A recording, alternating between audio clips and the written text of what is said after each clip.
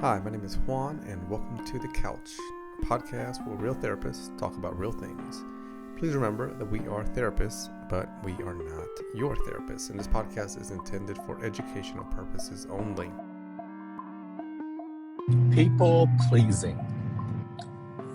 Do you, I want you to be honest here, do you sometimes say yes when inside your other brain says no? Say no, say no, say no, say no. But out loud what comes out is a yes, a head nod, a firm handshake, a sign of confidence of, I got you, yes. People pleasing isn't kindness.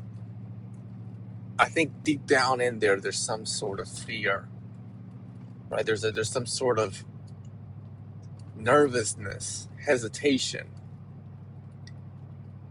My friends, if you apologize automatically, just kind of comes out almost without you even knowing that it comes out. If you worry about how other people see you, what they're going to think about you, I think this episode's for you. And I'll be quite honest with you. I think many of us do. I know that I certainly do. I find myself in situations where I may say yes, and I'm like, darn it, I should have said no. Or I may be in situations where I apologize so quickly.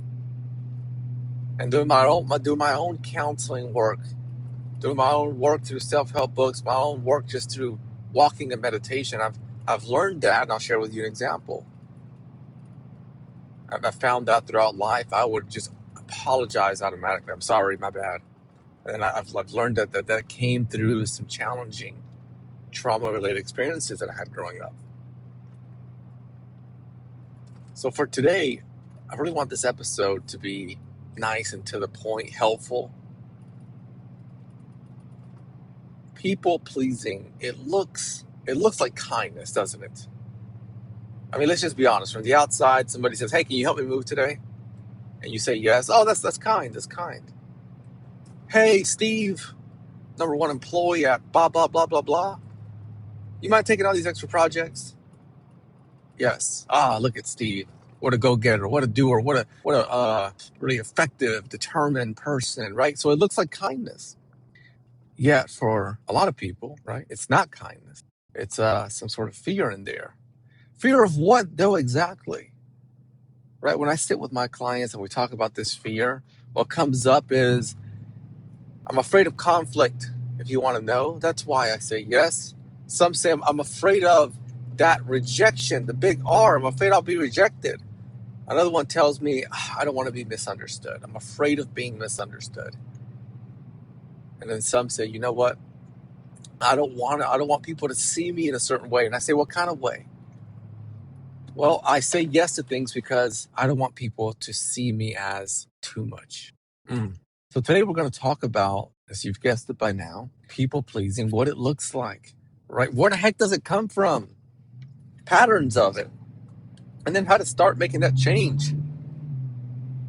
And we're going to make that change, you and I, while pushing away that guilt.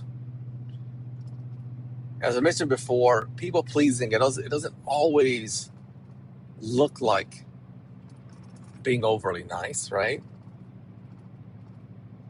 It often looks like self-abandonment. That's a big term there, right? Abandonment, to abandon someone, to leave, right? And here, it's disguised. It's got a mask on, a mask of what you ask, a mask of being helpful, which is why it's hard to see it, why it's hard to push away from it. You're asking me to stop people pleasing, but my mask says that I'm being helpful. Hey, but really what we're saying is take that mask off, and underneath it, what's happening is self-abandonment. And here's what this looks like in the real world. Agreeing when you disagree. Especially think about that if it's connected to one of your values. Somebody brings up a value. Hey, don't you really like blah, blah, blah? And then you agree. But deep down, you're like, F no.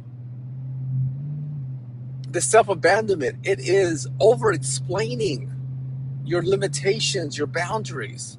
Why? So that that person in front of you doesn't get angry with you, upset with you, right? F that.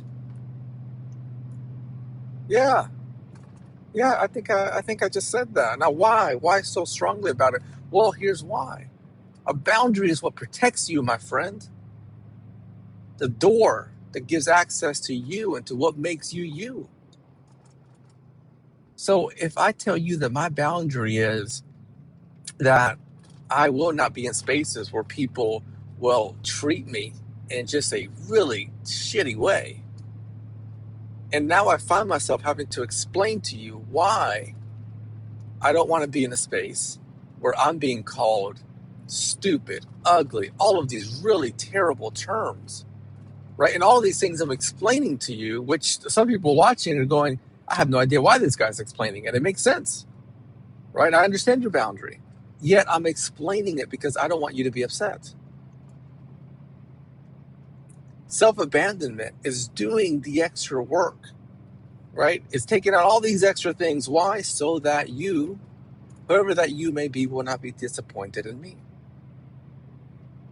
Self-abandonment is this responsibility that you feel for somebody else's, other than yourself, that person's emotions.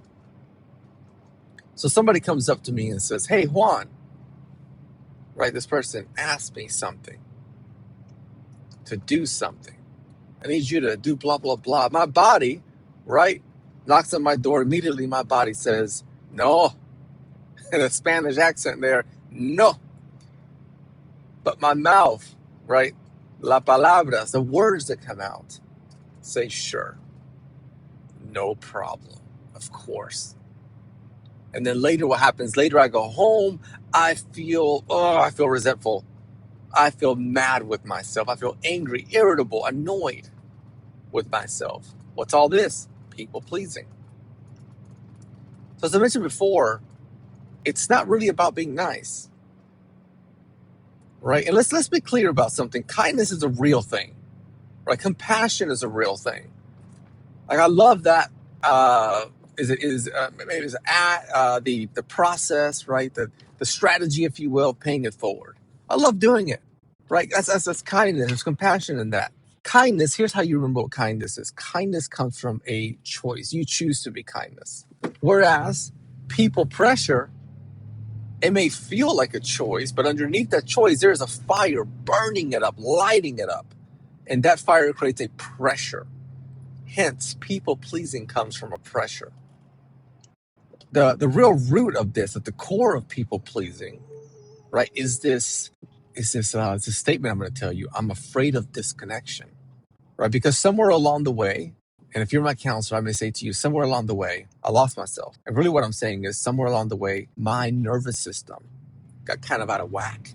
My nervous system learned that for me to stay good, to stay safe, you know what I need to do? I got to do something. I got to keep somebody happy. And it ain't me. I got to keep other people happy. That's how I feel safe. And this could be because maybe I grew up in a house, chaos, loudness, lots of criticism, right? Coldness towards one another. Expectations that were so high to reach that even at 6'5", I couldn't reach them. And I'm not 6'5", right? I'm walking strong at a 5'7". Right? If I put some shoes on with a good heel, I get a little higher. Now, if you grew up in a space like this, right, then your nervous system starts to learn that being calm and relaxed and quiet and helpful, right, making sure that people around you are okay, even if you're not, to reduce conflict. And that may come out as my needs are inconvenient, right? Or you may think to yourself along the way, you know, the feelings that I have, they cause problems. You may say, you know what, it's safer. It's safer if I just pretend, right? I'm just like me. And somebody goes, but that's not really you. That's not the authentic you. That's okay. They don't need to know the real me. So people pleasing, it's not a personality trait. No. Right? As I mentioned before, it's a pressure. And like all pressures, right? Just like you start that fire, there's different strategies to starting a fire. So people pleasing, it's a protective strategy. And there's some patterns that go with people pleasing. some of the common ones that you may see is that over apologizing. I may say to one of my friends, hey buddy, sorry to bother you. If I talk too much, sorry for just talking too much, man, I'm sorry. Right? I like these like leadership conversations that go into changing language. There's one in particular that I like a lot. And the way that it reads is it will say, instead of saying sorry that I'm late, right? That would be like people pleasing. You would say, hey, I appreciate your patience. Right? That's a game changer there. I remember when I first read that, I can't remember how old I was, but I just thought to myself, like, wow, what a change in words. And it was really tough for me because there was something ingrained in me just to go into that apology like automatically. Another pattern that goes into this people pleasing, right? This is kind of how you may be able to pinpoint one of these that you may be doing, is the over explaining. Truth be told, this is one that I've done a lot of work in. That over explaining, I think over explaining comes from that need of wanting to make sure that people are okay with whatever you're doing or whatever you're saying. Right. So as I mentioned before, it could be that you have a boundary, but next thing you know, you're just over explaining this boundary. And then you're like, shit, why am I over explaining that I don't want to be in a space where people treat me really badly? Another pattern here with people pleasing is it's an avoidance of uncomfortable conversations. Right. And some people, they may even, and I've sat with some individuals and we talk about resentment. And I go, well, if you avoid that conversation, do you think you'll build some resentment? They'll go, you know what? I can tell you yes, because I've been avoiding conversations and there's a lot of resentment I feel. And then the last pattern, there's many others. These are just some key ones that I often see, is this permission to be present, to be here, to exist.